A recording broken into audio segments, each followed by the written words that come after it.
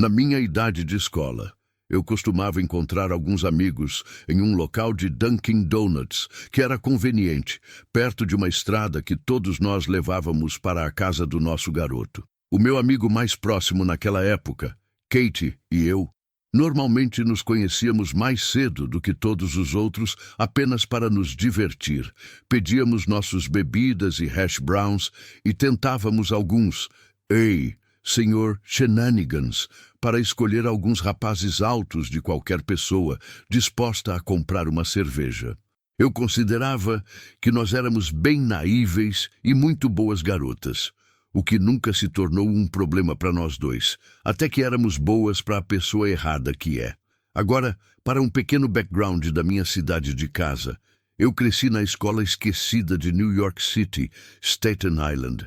Para aqueles que não estavam conscientes, havia, e ainda é, uma epidemia de opiões bastante horrendosa. Então, ver civis como zumbis passando pelas ruas é bastante comum. Por causa disso, eu me tornei muito bom em enxergar alguém lutando com heroínas e coisas do tipo. De qualquer forma, nesse um dia, Kate e eu nos conhecemos em Duncan e sentamos em nossa oficina comum. Nós estávamos no meio de nos enganar com nossos telefones e sermos nossos próprios seres, quando eu percebi que do lado dos meus olhos, alguém de repente parou fora da porta de vidro. Ainda sorrindo, eu olhei para ver se talvez fosse um dos nossos amigos e acabei fazendo contato direto com um cara que parecia de Staten Island básico. Eu olhei para fora sem se preocupar e continuei. É só outro cliente. Depois que o cara pegou seu café, ele se sentou diretamente na mesa de nossa oficina. Eu escolhi ignorar o fato de que ele se sentou estranhamente perto e resistiu ao contato com os olhos, já que isso já aconteceu de forma esquisita. Mas eu acho que a moção chamou a atenção de Kate quando ela olhou para o joelho do homem que estava se sentando. Ela olhou para trás de mim e fez uma cara que disse, ok, e nós apenas rimos e tentamos seguir em frente. A cada vez que eu olhei para essa direção, principalmente porque eu gosto de observar meus próprios entornos, mas também porque eu continuava vendo ele esticando o rosto e minha visão periférica, e eu percebi que ele estava sangrando de vários pequenos cortes no corpo dele.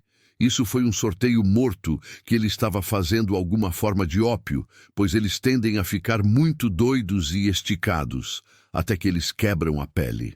Alguns minutos depois, o homem perguntou se um de nós tinha um charger que ele poderia comprar. Eu afirmei que não, e Kate só tinha um charger de iPhone, enquanto o homem claramente tinha um celular Android. Esse exchange de passos era suficiente para o homem se sentir convidado, e ele continuou a fazer comentários por bastante tempo.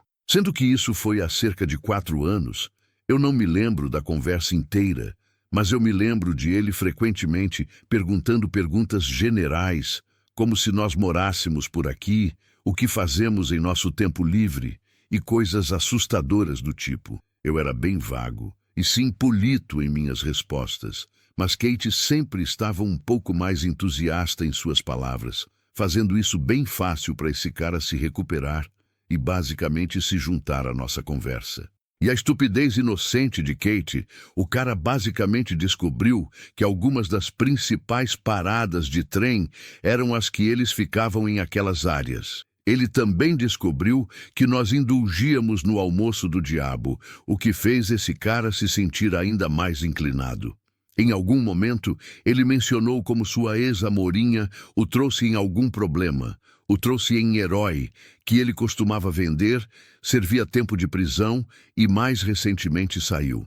Ele também mencionou como ele tem sido um caminhão de geladeira desde o seu lançamento, e nos disse que ele sempre está andando pelas paradas de trem que Kate mencionou antes.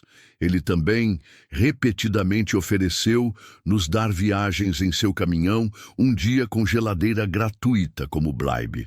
De novo, nós fomos bem naíveis e muito boas meninas, Kate mais do que eu.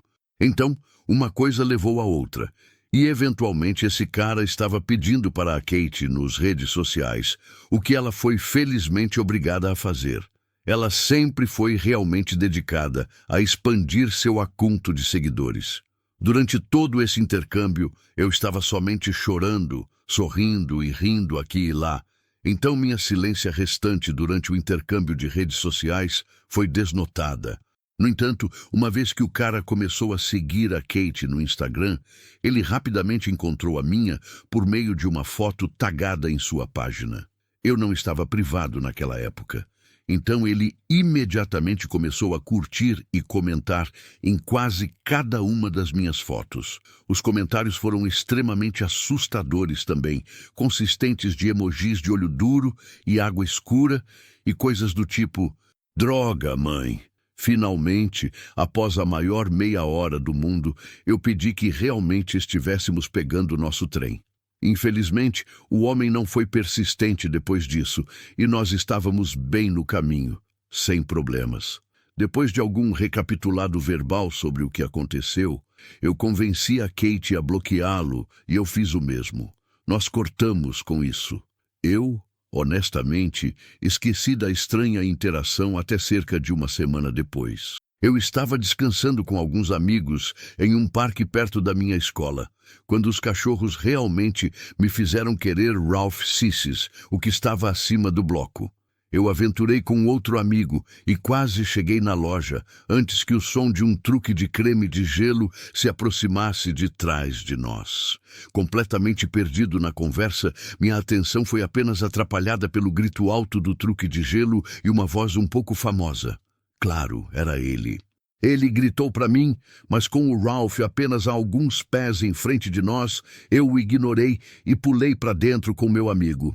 O cara não ficou por aí, sendo que ele estava bloqueando a linha inteira em uma estrada de 2 caminhos, mas ainda chamamos o nosso amigo do parque para nos pegar em seu carro. Durante as próximas 2 semanas, há cerca de 4 vezes que este homem tentou me pegar em seu truque, e neste ponto, me tornando bastante paranoidoso de que eu estava potencialmente sendo bloqueado. A última vez que isso aconteceu, ele estava parado diretamente fora de um dos parques de trem, quase como se ele estava esperando por mim. Ele me chamou de novo, me perguntando por que eu o bloqueei e dizendo que ele só queria ser amigo. Neste ponto, eu tinha o suficiente, e eu disse a ele para me deixar sozinho. Meu pai é um lieutenante, o que foi uma mentira, mas saiu da minha defesa. Eu saí antes que ele pudesse responder, e entrei direto no restaurante que eu estava encontrando meus amigos naquela noite. Eu vi o seu truque dirigindo para a janela, e eu nunca mais tive uma interação com o homem de geladeira. O som distinto de um truque de geladeira me assustou desde então. Para algum contexto, eu tive uma infeliz infância. Foi terrível. Eu não me lembro de nada desde a nascida até os 13 anos de idade. Tudo que eu conheço sobre o que aconteceu nesses anos foi uma mistura de lembranças esparsas, coisas que minha família me contou sobre mim, e relatórios de polícia. Uma dessas coisas que eu me lembro, porém, é esta senhora chamada Auntie. Nenhum primeiro nome, nenhum último nome, nada mais contribuindo para a sua identidade. Ela era apenas Auntie. Comecei a vê-la quando eu tinha 7 anos de idade, sentada no quarto dela, enquanto ela escrevia tudo o que eu disse em seu computador. Eu não tinha nenhum problema com ela. Eu a vi uma vez a cada mês, e ela parecia gentil o suficiente para que eu realmente pensasse que ela era alguém que eu poderia confiar. Então eu fiz. 7 anos depois, eu tenho 14 anos de idade, e eu admiti a ela que eu tentei me matar várias vezes. Foi uma mistura de diversos fatores diferentes. Minha mãe tinha uma toxicidade aumentada, a falta de interação social naquela época. E, o mais importante, eu nunca me desliguei dos horrores da minha infância. Agora, eu tinha 14 anos naquela época, e eu estava capaz de me perguntar por que essas reuniões com a Auntie nunca realmente pareciam me ajudar, especialmente com o fato de que eu pedi a ela para me contar por que eu constantemente queria morrer. Eu me lembro que no caminho para a casa da Auntie, eu perguntei à minha mãe se eu nunca teria a oportunidade de ver uma pessoa diferente, talvez receber uma ajuda diferente, que a Auntie claramente não podia dar. Eu estava apenas gritando para ficar silencioso. Pela mesma hora, a relação entre mim e minha mãe começou a quebrar. Minha mãe se tornou uma fonte de tristeza para mim, e eu chorei sobre isso durante várias sessões com a minha auntie. A auntie, no final dessas sessões, tentava defender minha mãe ou me fazia parecer que eu estava explodindo coisas de proporção. Eu tentei encontrar minhas próprias razões naquela época e por que ela não estava tentando compreender as coisas completamente, e eu me arrependi de ela ser empolgada. Talvez ser capaz de explicar por que minha mãe era terrível era para me ajudar a abraçá-la de um jeito estranho. E depois, mais coisas assim pareciam acontecer. Eu admito que quando eu tinha 16 anos de idade, eu era um garoto terrível. Eu ia a festas, bebia o que me servia e definitivamente não disse a ninguém o que eu estava fazendo. Mas então, a auntie começou a me perguntar perguntas muito específicas, especialmente sobre os temas mencionados acima. Eu estava em choque. De novo, eu dei-lhe o benefício da dúvida, e eu pensei que a sua sudestima dessas coisas deve ser do fato de que, nesse momento, ela tinha me conhecido por quase um décado. Até um ano depois, ela começou a trazer às festas que eu fui a essas sessões sem nem se preocupar em se esconder atrás de perguntas. A relação entre mim e minha mãe tinha quase sido completamente quebrada. E a pior parte de tudo, algo que ainda me afeta até esse dia, é que no final de cada sessão, a auntie começou a me convidar para entrar na sala e lhe dizer todas as coisas que eu disse. Foi terrível ouvir minhas próprias palavras contra minha mãe, explicando o aumento de abuso que ela começou a me passar, direto em sua cara, enquanto ela se sentava perto de mim. Minhas grades na escola começaram a cair. Minha mãe me proibiu de sair. E eu estava completamente isolado. Então, eu tentei me matar no meu 17º aniversário. Eu corri para a sala da minha mãe, procurando algo que eu pudesse overdosar com, ou apenas algo que pudesse me empurrar para o limite. Eu me lembro de passar por tudo, até que entrei na sua sala de caminho. Eu tinha quase entrado na sua sala. Na verdade, eu tinha completamente esquecido do fato de que ela tinha um desses. No meu estado de dor, eu só me lembro de correr para a sua sala e procurar por todas as escadas. Eu acabei encontrando um saco de roupa, esticando contra a parede sob as roupas escondidas. Se eu fechar meus olhos, eu ainda consigo imaginar isso. Não parecia antigo, então provavelmente foi isso que me fez decidir abri-lo. O que eu fiz? Tudo o que eu vi era um saco de livros. A surpresa de ver tantos me tirou do estado que eu estava. E eu me lembro de sentar cruzado no chão e me perguntar o que esses livros eram. Depois de um tempo de leitura, eu percebi que essas eram transcriptos de sessões de VAT e ICE, literalmente relacionados com algumas das primeiras sessões que eu fiz. Eu me lembro de me sentir doente. Me sentir tão doente. Pelo menos eu tinha o suficiente sentido de retirar alguns dos livros anteriores para fazê-los menos notícevos. Lendo esses transcritos, só me refletiu com mais e mais perguntas doentes. E eu decidi naquela noite que eu ia me matar depois de descobrir o que estava acontecendo. Eu estava em um tempo de leitura, me sentindo estressado, porque eu realmente tinha apenas um ano para descobrir o que estava acontecendo, antes de estar enfrentado com a ameaça de ser expulsado assim que eu tornei 18 anos. Eu comecei a prestar muito mais atenção em nossas sessões, olhando em torno da sua casa quando eu tive a oportunidade, procurando alguns indicadores que podiam me dizer quem era realmente o psicólogo.